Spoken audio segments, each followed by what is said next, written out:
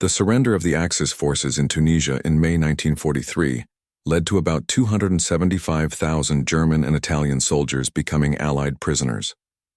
Among this group were German medical doctors who would encounter something never seen before in the history of warfare, being treated as professional equals instead of just captives. This is their true story, taken from historical documents and confirmed reports. Before we continue, show your support by subscribing and letting me know where you're watching from. The 1929 Geneva Convention created special rules for medical staff taken prisoner in wartime. These rules would define what happened to the German medical officers held by the Americans. The convention's requirement for fair treatment of prisoners meant they received American Army pay, and officers could not be forced to work. Medical staff in particular could not be made to do non-medical jobs and kept some of their professional rights. The United States, having signed the Geneva Convention, put these rules into practice completely. German medical doctors found that America's commitment to international law was greater than what they had known in their own army. German prisoners of war were often sent on liberty ships that were heading back home and would have been empty. As many as 30,000 arrived each month at harbors in New York or Virginia, where they were sorted and sent to different camps. The good care started with the large meals they were given on the journey. The trip itself gave the first clue about America's resources and way of handling prisoners. Instead of the cattle cars used for moving prisoners in Europe, German medical staff rode in real passenger cars with steady meals. This was a practical choice, but it had a deep emotional effect. By the end of 1943, German prisoners were spread out among many camps all over the United States. Texas, with its weather considered like North Africa's as the Geneva Convention required, had an especially high number of these camps. 3 additional camps were approved in 1943. Fort Sam Houston in San Antonio, which was basically a city of tents with large tents for both the prisoners and their American guards. Camp House in Gainesville, and Camp Hood in North Killeen. The medical buildings at these camps were different, but usually better than what the German medical officers thought they would be. The camps had clinics and in some places large hospitals where German medical staff could work. The most important part of the German medical officers' time was the professional respect they received from American medical leaders. There were many instances of German doctors who were prisoners working on Americans, and captured American doctors were given German wounded to look after. As a general practice, captured doctors were treated as valued co-workers by their equals. One American doctor mentioned that he and German doctors openly taught and learned various medical techniques from one another. The American Medical Corps typically gave the same level of care to injured German prisoners as it did to Allied soldiers. This professional kindness was not just for show. German doctors were called by their medical titles, asked for their opinions on medical cases, and brought into medical conversations. This treatment was a big change from what they were led to believe by Nazi propaganda about American life. The medical centers and American prisoner of war camps showed a major commitment to the well-being of the prisoners. The Camp Butner Recovery Hospital cared for nearly 14,000 patients. Besides helping them get better, they provided social readjustment and support, technical and job-related training, career advice, and general schooling. With a team of 2,200 by late November 1945, helped by 414 German prisoners of war, those getting better received care around the clock. These centers served both American soldiers and prisoners of war, making a combined medical setting where German medical teams worked with their American co-workers. The quality of the tools and supplies in these centers was often better than what German army hospitals had. Even before the war destroyed Germany's medical system, German prisoners of war, including medical staff, were given chances to learn that would have been amazing even for people who were not prisoners. Nearly every camp had a library with donated books and magazines, some big enough to match an average high school. Camp Fannin, for instance, had a well-filled library with over 2,500 books and a high checkout rate. For medical workers, this meant they could read the latest medical books and journals, materials that had been limited or impossible to get in Germany because of the war and Nazi blocking of non-German medical studies. Some camps made incredible links with American universities. A report on Camp Butner from April 1945 noted 110 prisoners working as dining hall helpers at Duke University and UNC. Although these prisoners were working in non-medical roles, the university link gave German medical staff in the camp a unique chance to see American academic medicine up close. These university ties, though not widespread, showed a level of connection between enemy prisoners and American schools that would have been unimaginable in Nazi Germany. As the United States sent millions of soldiers abroad, the labor shortage that followed meant that German prisoners of war helped the Allied war effort by working in canneries, mills, farms, and other places seen as low security risks. For medical workers, this often meant working in hospitals and medical centers where their professional abilities could be used. German medical officers who chose to do medical work were paid based on their rank and job, as the Geneva Convention demanded. This money, while not a lot, was a sign of respect for their professional standing, which deeply moved men who thought they would be treated as defeated foes. The growing number of German prisoners of war created a different issue. At first, some nurses were unsure if they could set aside their personal emotions and give these patients the best care possible. Also, official military hospital rules clearly stated that Allied soldiers' care came before the care given to enemy prisoners. But most nurses soon realized they could see these men just as patients who needed help, and treated the Germans the same as American soldiers. This professional blending happened even with early doubts and official rules that favored Allied soldiers. The ability of American medical staff to keep their professional work separate from national dislike gave German medical officers a lesson in medical morals that went beyond political beliefs. German medical staff in American camps saw a great abundance of medical supplies. That was the opposite of what they knew from wartime shortages. Basic medical items, bandages, medicines, surgical tools were on hand in amounts that German military medicine hadn't had since before the war started. The availability of drugs especially impressed the German medical workers. Sulfa drugs, which were strictly limited in the German army, were used freely here. The arrival of penicillin in some centers by 1944 showed a healing power that German medicine did not have at all. The medical care given to German prisoners of war was as good as or better than the standards for American soldiers. Injured Germans got the same surgeries, medicines, and recovery services as American soldiers. This equal care was ordered by the Geneva Convention, but was often disregarded by warring nations. However, it was always followed in American facilities. German medical officers saw and took part in this standard of equal care, learning about American medical procedures and moral standards that would shape their medical work after the war. Texas was home to many prisoner of war camps, which led to a high number of German prisoners, including medical staff. Camp Butner, covering about 40,000 acres in Granville, Person, and Durham counties, was a combat training base for around 30,000 soldiers. German and Italian prisoners of war were taken to Camp Butner, where they worked as cooks and did other jobs. The size of these places and their medical parts gave German medical officers a look at American military medicine at its most advanced. The difference from the increasingly bad conditions in Germany grew sharper as the war went on. The professional connections that formed between American and German medical staff, while limited by the prisoner-captor situation, still included real professional sharing. American doctors learned techniques for treating injuries from German co-workers who had a lot of battlefield experience. German doctors learned about American progress in antibiotics, anesthesia, and surgery methods.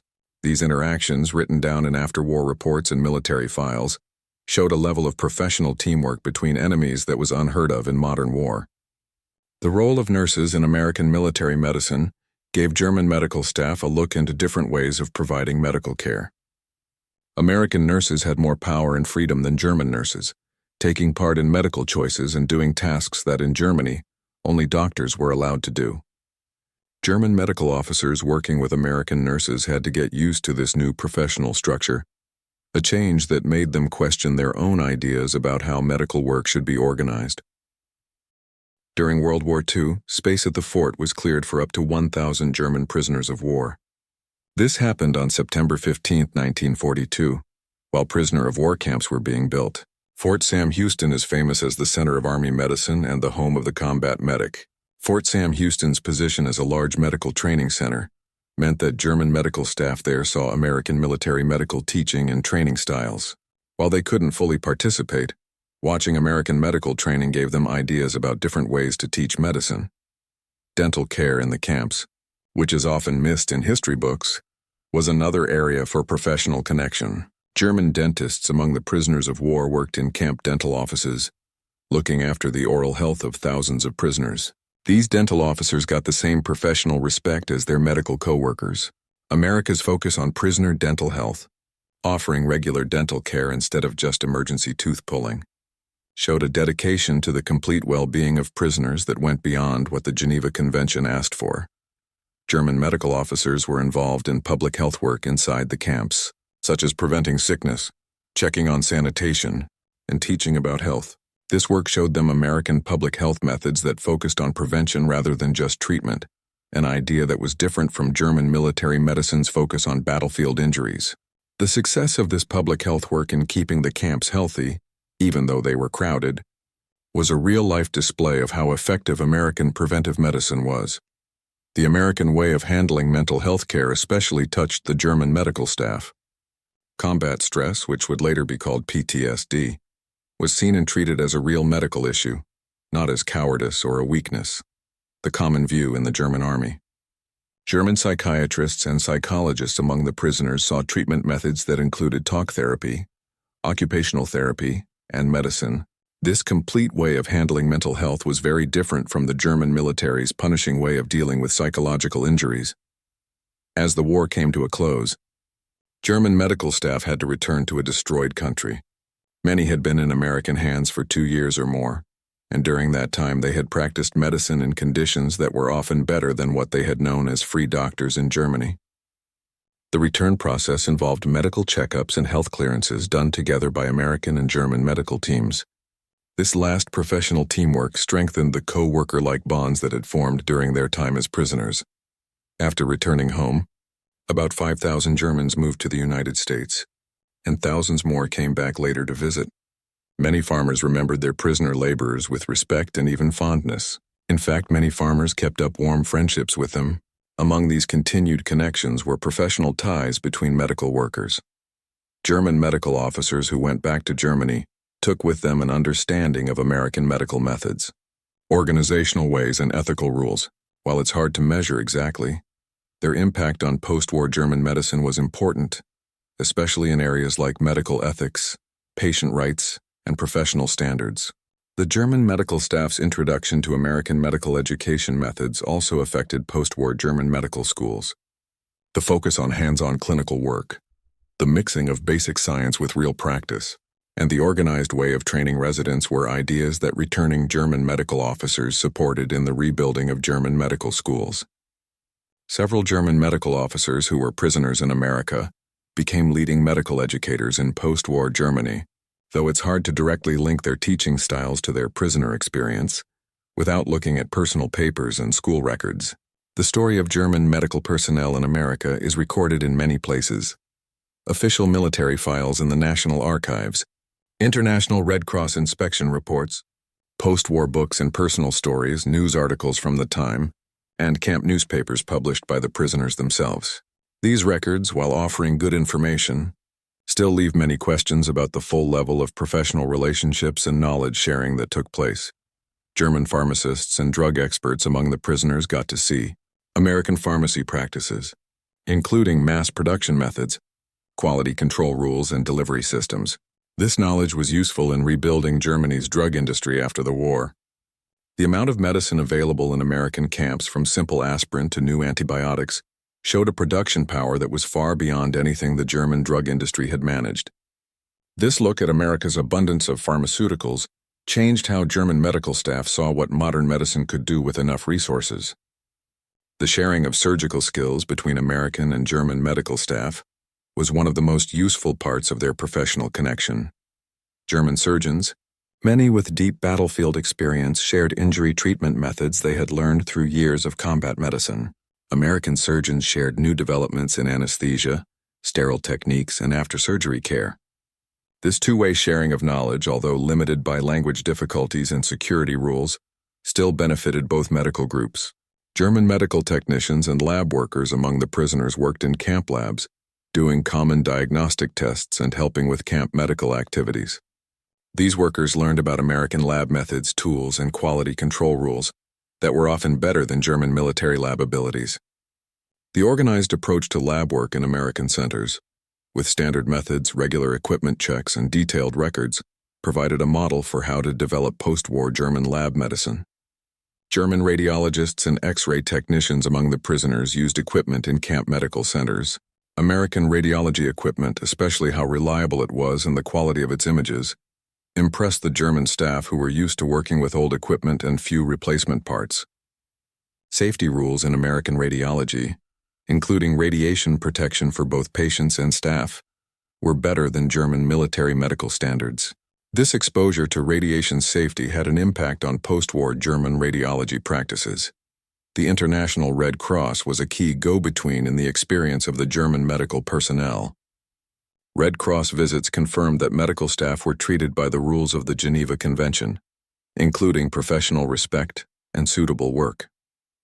Red Cross packages added to the medical supplies in some camps, although the American military supply was usually sufficient. More importantly, the Red Cross helped German medical staff communicate with international medical groups, keeping them somewhat connected to new medical discoveries. Many prisoner of war camps printed newspapers written by and for the prisoners. These papers, which were checked by American censors but generally had a lot of freedom, contained medical and health articles written by German medical staff. These articles discussed health education, sickness prevention, and medical news, giving German medical staff a way to keep their professional identity and share information with other prisoners.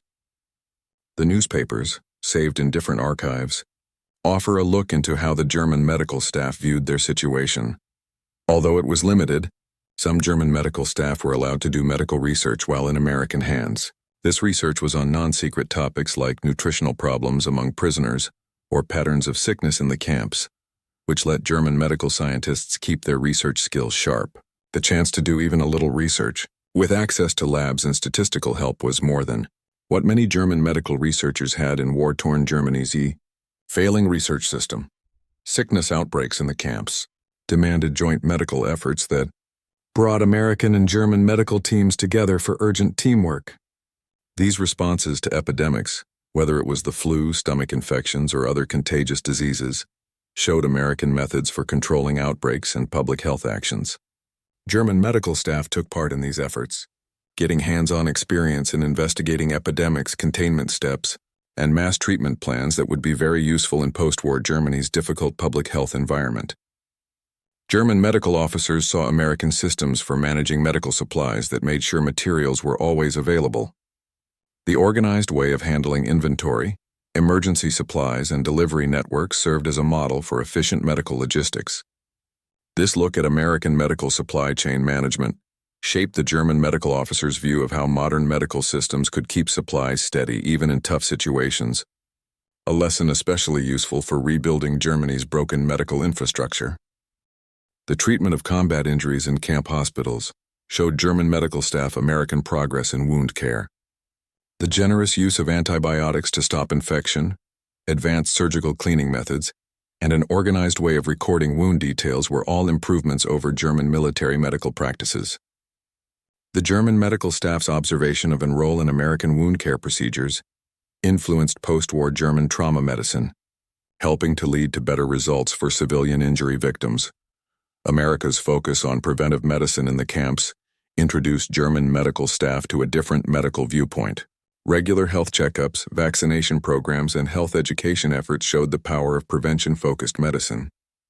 This preventive way, while not completely new to German medicine, was given less importance in the German military, which was focused on battlefield injuries.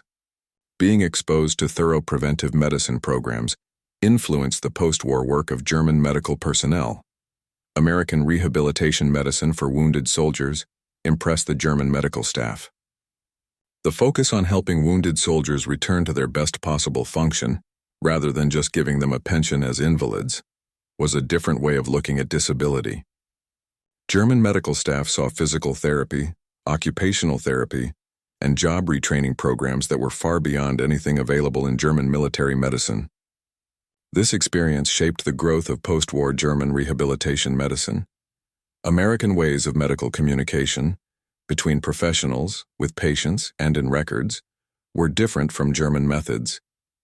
The focus on clear records, patient education, and communication between different specialties provided examples of effective medical interaction.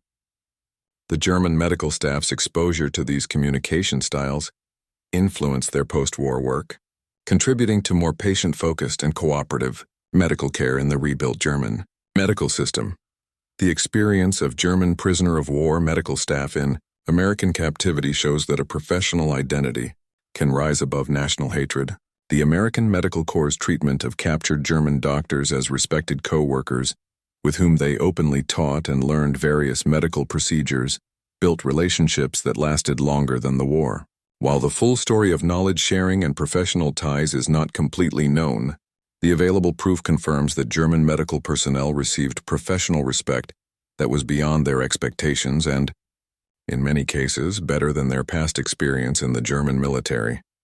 This professional treatment was not always perfect or without issues.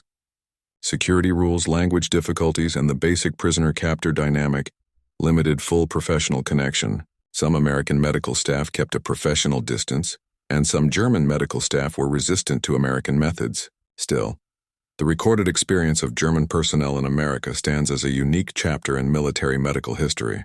The choice to treat enemy medical staff as professional co-workers was a reflection of both America's commitment to international law and its core medical values. The effect went beyond individual German medical officers to shape post-war German medicine. While it's hard to prove a direct link, German medical officers who saw American medicine as prisoners helped in the post-war rebuilding of German medicine, bringing with them knowledge of American methods, ethics, and organization. The story of German prisoner of war medical staff in America ultimately shows medicine's power to keep professional ties even during a war. By treating enemy medical personnel with professional respect, American military medicine not only followed international law, but also showed values that went beyond the conflict. This historical case is still important for today's military medicine and international medical relationships. The idea that medical professionals have shared duties that go beyond national lines, as shown in the American treatment of German prisoner of war medical personnel, continues to direct military medical ethics and international medical teamwork. The German medical officers who found American collegiality, instead of the expected hostility, returned to Germany with more than just medical knowledge. They brought back the experience that professional respect could endure even war, that medical ethics were above ideology, and that former enemies could become co-workers in medicine's shared mission of healing.